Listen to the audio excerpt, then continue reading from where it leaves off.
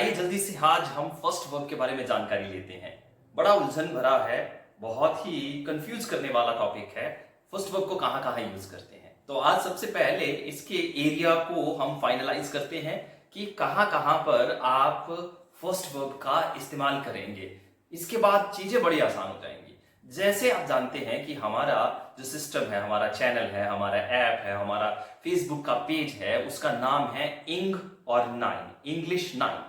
अब ध्यान दीजिएगा, नाइन का इंपॉर्टेंस पार्ट क्या है कि इंग्लिश में इसकी वैल्यू बहुत है। अगर आप 9 को पकड़ के चलेंगे तो जैसे आप एक चीज देखेंगे कि फर्स्ट वर्ब का कहां कहां इस्तेमाल होता है, इसको अगर आपको समझना है तो हमारे 9 नंबर को पकड़ लीजिए, आपको बातें समझ में आ जाएंगी। जैसे इंग्लिश में 9 जगह पर 9 ऐसी प्लेसेस हैं, ऐसे स्थान हैं जहां पर फर्स्ट वर्ब का इस्तेमाल होता है। तो दोस्तों आज पहले पॉइंट को क्लियर करेंगे कि first form of the verb हम कहां कहां इस्तेमाल करते हैं, और उसके लिए भी आपको कुछ करने की जरूरत नहीं है। आपको एक चीज याद रखनी है, और वो क्या है?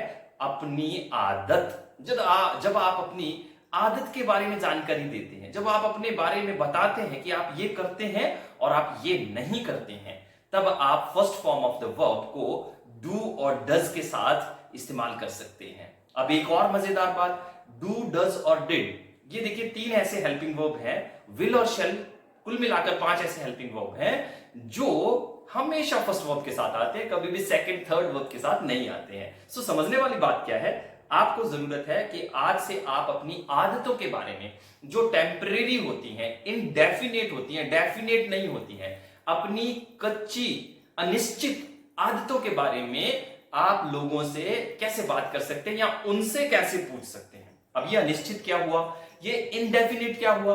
बहुत ही सिंपल चीज है। इसको समझने के लिए आप एक ही लाइन याद रखें, और वो क्या है कि आप जो काम के बारे में चर्चा कर रहे हैं, आप जिस काम के बारे में बात कर रहे हैं, आप जिस आदत के बारे में बात कर रहे हैं, वो इनडेफिनेट इसलिए है कि गारंटी नहीं है कि कल भी आप उस आदत को रखोगे। आज आप सुबह 5 बजे उठते हो, कल कोई गारंटी नहीं है कि उठोगे कि नहीं उठोगे। इसी तरीके से इनडेफिनेट को अपने दिमाग में आप लोगों ने रखना है। अब आप एक छोटा सा सेंटेंस पकड़िए, और वो सेंटेंस है कि आप करते हैं। बस इसको इंग्लिश में कैसे बनाएंगे, लिखिए जल्दी से प्लीज, अपनी कॉपी पेन निकाल लीजिए। तो आई डू, अब यहां पे डू जो है ये फर्स्ट वर्ब है और मेन वर्ब भी है। अब ये भी बड़ा मजेदार है, आप इसको ध्यान से देखिएगा, क्योंकि अगर आपने ये समझ लिया तो कॉन्सेप्ट बड़ा जल्दी क्लियर हो जाएगा। और आज सिर्फ आई को क्लियर करेंगे, इससे ज्यादा कुछ नहीं करेंगे। तो आई डू का मतलब हुआ कि आप करते हैं। अगर आपको बोलना हो कि आप नहीं करते हैं, so I do not do, I do not do, I don't do. तो इसका क्या मतलब हुआ? बड़ा सिंपल मतलब है इसका भी, कि आप नहीं करते हैं। सो जो यहां पर पहला डू लिखा है आपने, वो हेल्पिंग वर्ब है, और जो दूसरा डू लिखा है आपने, वो आपकी मेन वर्ब है। बड़ा सिंपल है ना? तो अब आप ये पूछना चाहते हैं, क्या आप करते हैं? मान लीजिए आप, क्या मैं करता हूं, ऐसे बोलना चाहते हैं, सो डू आई डू। और अगर आप ये बोलना चाहते हैं कि क्या मैं नहीं करता हूं, तो कैसे बोलेंगे? बड़ा सिंपल है, डू आई नॉट डू और डोंट आई डू। तो ये इस तरीके से 5 सेंटेंस लिखे आपने, जल्दी जल्दी लिख लीजिए, रिपीट करवा देता हूं। आई do not do I do I not do, don't I do. 5 sentence हो गए। अब इनको प्रैक्टिस कीजिए, यहां से लेकर आप एडी तक जितने भी काम करते हैं उसको फर्स्ट वर्ब में लिखिए। एग्जाम्पल एक एक करके दे देता हूं, सेंस ऑर्गन से और आपके वर्किंग ऑर्गन से। जैसे आई सी, अब सी यहां पे क्या है? फर्स्ट फॉर्म है। I smell, I hear, I speak, I eat, I swallow, I write, I slap, I punch. अब ये जो आई के बाद वर्ड लग रहे हैं, ये फर्स्ट फॉर्म है। अगर आप फर्स्ट फॉर्म को समझ जाते हैं तो आधे से ज्यादा इंग्लिश समझ जाते हैं। मैं तो कहता हूं कि 90% इंग्लिश समझ जाते हैं। क्यों? ऐसा मैंने क्यों कहा? क्योंकि इंग्लिश में 8 पार्ट हैं। कितने? 8 पार्ट हैं ग्रामर को लेकर के, और 8 ही पार्ट हैं पार्ट ऑफ स्पीच को लेकर के। ग्रामर के 8 पार्ट का जितना भी पोर्शन है उन सब में first form of the verb आती है। जैसे टेंस की बात करेंगे तो टेंस में first form of the verb आती है। जैसे आप अगर नरेशन की बात करेंगे तो वहां भी first form of the verb आती है। आप कंडीशनल सेंटेंस की बात करें, आप इंपेरेटिव की बात करें, आप ऑब्जेक्टिव की बात करें, आप एक्सक्लेमेटरी की बात करें, तो first form of the verb ने पूरी इंग्लिश को घेर रखा है। और वहां पर आपको एक ही चीज समझनी है कि first form of the verb को आपने अपने जहन में बिठा लेना है, अपने दिमाग में बिठा लेना है, काम खत्म हो गया। आप गाते हैं आई सिंग, तो first form of the verb है। अपनी आदत बता रहे हैं कि आप गाते हैं, आप अपनी डेली रूटीन के बारे में बता रहे हैं, तो भी आप first form of the verb का इस्तेमाल करते हैं। आप अगर अपने प्रकृति के बारे में बात कर रहे हैं, कुदरत के बारे में बात कर रहे हैं, तब भी आप first form of the verb के बारे में बात करते हैं। और एक ही सेंटेंस से 365 सेंटेंस कैसे बनाए जाते हैं, अगर ये जानना चाहते हो तो चैनल को सब्सक्राइब कर लीजिए, वीडियो को लाइक कर दीजिए, कमेंट कर दीजिए और शेयर कर दीजिए।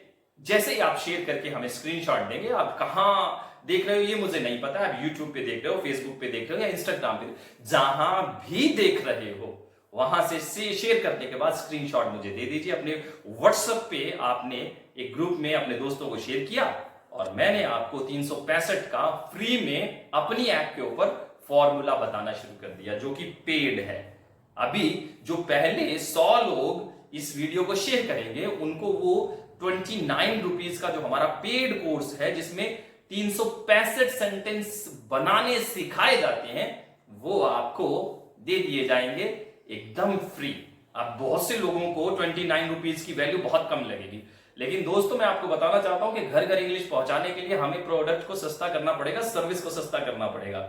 लेकिन ये 365 सेंटेंस सीखने के लिए एक आदमी अपनी 100 साल की जिंदगी लगा देता है, लेकिन आते नहीं है। तब आपको इसकी वैल्यू पता लगेगी। लाखों रुपए कोचिंग सेंटर को देने के बाद भी, ऑनलाइन कोचिंग लेने के बाद भी 365 सेंटेंस बनाने नहीं आते लोगों को, और थक हार कर 5 साल 10 साल इंग्लिश सीखकर बैठ जाते हैं। तब जाके पता लगेगा कि हमने क्यों लाखों रुपए की स्टडी को 365 रुपए के 29 रुपए में कन्वर्ट करके आप तक पहुंचाने की कोशिश की है। तो एक्चुअल में वो लाखों रुपए की वीडियो है जो आपको 365 सेंटेंस बनाना सिखाएगी, और ऐसे सेंटेंस बनाना सिखाएगी कि आप हैरान रह जाओगे कि इतना भी आसान इंग्लिश को पढ़ा जा सकता है। तो आइए शुरुआत करते हैं, मजे से इंग्लिश सीखते हैं। ज्यादा टाइम नहीं लगाता। यहां से I do not do I not do, don't I do, I sing, I do not sing, do I sing, do I not sing, don't I sing करके ढेरों सेंटेंस बना दीजिए 5-5 के ग्रुप के। और ये जो 5वां सेंटेंस बना रहे हैं ना, एक्चुअल इंग्लिश यही है। इसे हम बिगड़ी हुई इंग्लिश कह देते हैं, इसे हम एब्रीविएशन कह देते हैं, इसे हम शॉर्ट इंग्लिश कह देते हैं, इसको हम बोलते हैं कट एंड कनेक्ट। पहले कट किया फिर कनेक्ट किया। जैसे डू नॉट को कट करके डोंट कर दिया, मतलब 2 शब्दों को काट कर पहले फिर उनको जोड़ दिया। So cut and connect technique भी कहा जाता है। अगर ये सीखना चाहते हैं, अंग्रेजों की बिगड़ी हुई इंग्लिश सीखना चाहते हैं, तो चैनल पे बने रहिएगा, क्योंकि अभी first form of the verb के 9 यूज आपको सिखाने के बाद आगे आपको बहुत कुछ सिखाने वाला हूं, और आप देखेंगे कि 9 करके आपके दिमाग में वो इमेज बन जाएंगे जिससे आपके लिए इंग्लिश सीखना बहुत आसान हो जाएगा। Thank you very much. Channel पर सब्सक्राइब करने के लिए, प्ले स्टोर पर जाकर ऐप को डाउनलोड करने के लिए लिंक डिस्क्रिप्शन में दिया गया है। बाय बाय, नेक्स्ट वीडियो में मिलते हैं।